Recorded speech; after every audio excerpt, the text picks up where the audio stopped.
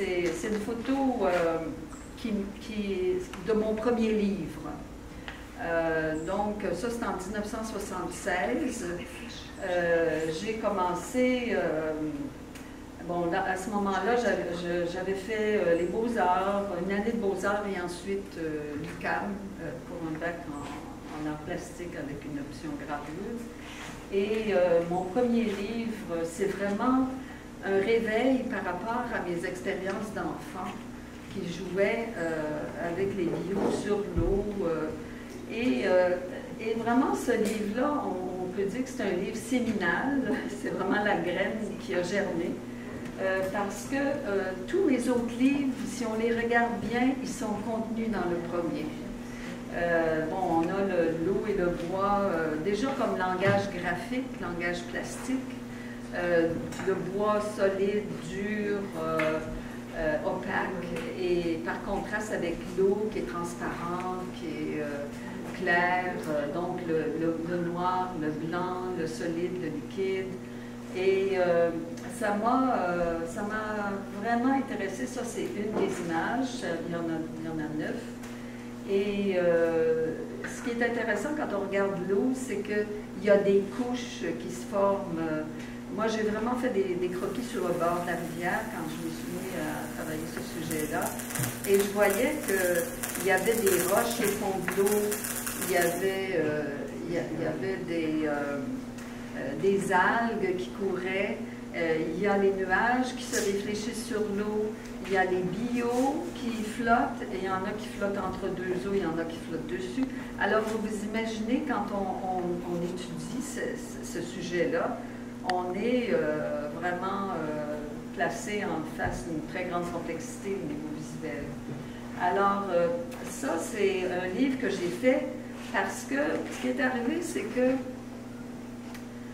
j'ai fini mes Beaux-Arts, c'est en 1975, et puis j'ai demandé une bourse. Et puis la meilleure façon de justifier une bourse, c'est d'avoir un projet et d'avoir qui nous permet d'établir un budget. Et il n'y a rien comme un livre pour justifier l'achat du papier, l'achat d'une reliure éventuellement. Bon. Et puis j'ai eu la bourse, 3 000 $ en 1975. Ça m'a permis de faire mon premier livre. Et c'est un livre assez, disons, exigeant, dans le sens, pas exigeant, mais ambitieux, parce que ça a 20 par 26. C'est pas que les images étaient si grandes, mais dans les images, il y avait des ouvertures, soit par le haut ou par le bas, qui faisaient que j'avais besoin de plus que le dessin pour permettre à ce blanc d'entrer dans le dessin. Alors, quand on expose ce livre, qui est en feuille détachée dans un coffret, il y a des images qu'on voit en haut, en bas. Ça fait presque comme une vague, en fait, quand on le regarde dans son ensemble. Alors, ça, c'est...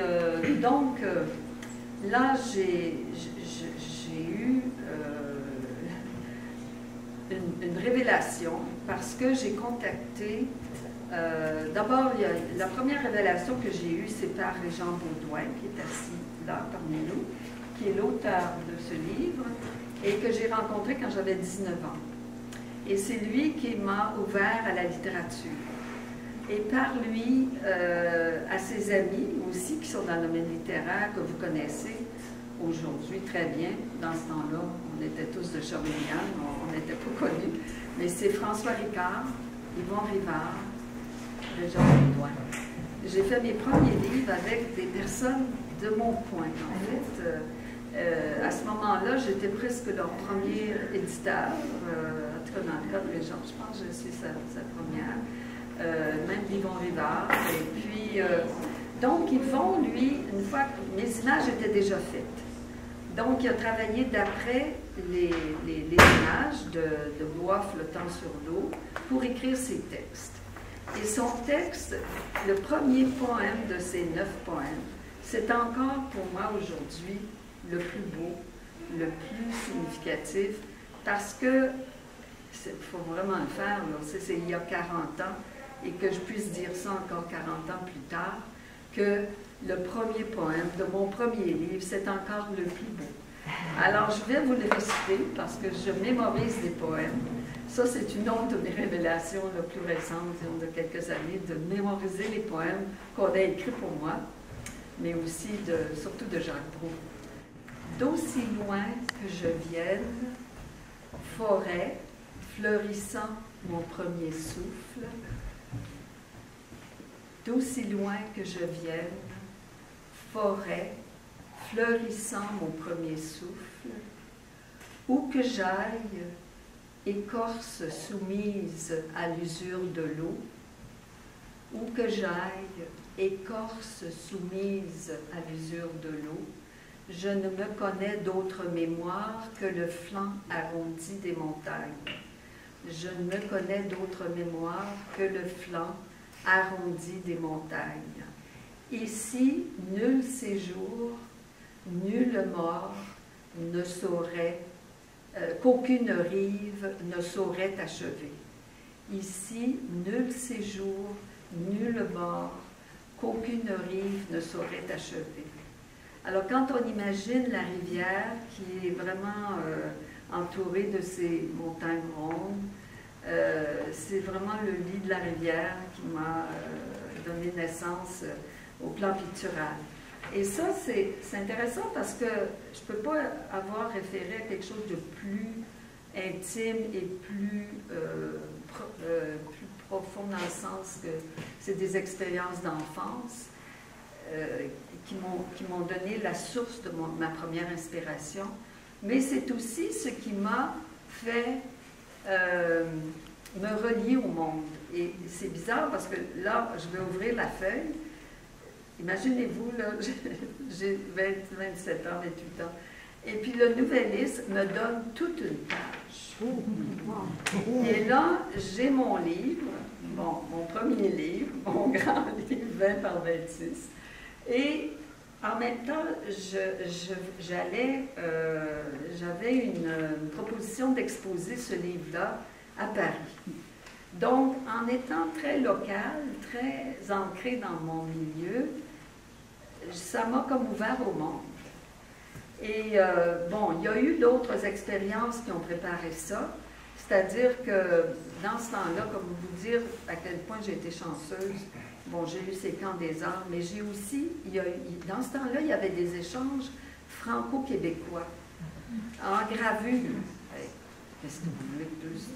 Donc, j'ai fait 2 stages en France, et là, ça m'a ouvert les yeux sur des ateliers de graveurs en France, à Paris, où je pourrais travailler. Et ça m'a amené aussi à Strasbourg. Par la même occasion, le voyage était fait de telle sorte qu'on allait visiter des ateliers à Paris, mais on allait aussi en visiter à Strasbourg. Et là, j'ai rencontré un sculpteur qui avait une petite galerie qui exposait d'autres artistes que ses propres œuvres. Alors imaginez-vous que par ce premier contact, l'année d'après, je retournais faire une exposition à Strasbourg dans cette petite galerie. Et là, ça a été, c'était vraiment comme une, comment je dirais ça, une explosion de relations. Parce que j'ai comme créé à Strasbourg une seconde famille, mais dans mon domaine. C'est-à-dire, il y a quelqu'un, bon, durant le temps que je faisais l'exposition, il y a un grand monsieur qui arrive un jour, et puis, lui, il est venu parce que moi, j'exposais pratiquement que du noir et blanc. Et lui, c'est un collectionneur de gravures de noir et blanc. Hey, on était fait pour s'entendre. Mais en fait, c'est un monsieur de 65 ans, moi j'en avais 27, donc qu'est-ce que vous voulez? Il s'est assis sur une bûche, il y avait des bûches dans la galerie, avec sa pipe, puis il me regardait, puis il dit... là, il s'intéressait à une de mes gravures qui n'était pas à vendre. Alors là, il était très troublé, en quelque sorte, il dit, ça fait 10 ans que je cherche cette gravure. Moi, là, 10 ans d'avant, je n'étais pas créée la gravure.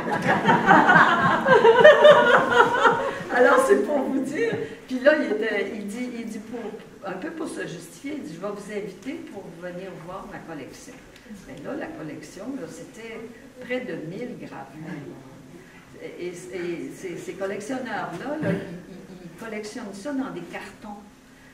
Et puis, en fait, c'est aussi la limite des achats qu'ils font, parce que si ça dépasse le format des cartons, ça ne rentre pas, ils n'achètent pas. Donc, lui, il y avait le bois gravé, puis il y avait plusieurs tailles douces ou fortes, ou gravures sur cuivre, disons. Il y avait aussi des lithos qui avaient plus ou moins abandonné. Parce que lui, ce qui l'intéressait, c'est le travail de la main, le travail de l'outil dans la matière.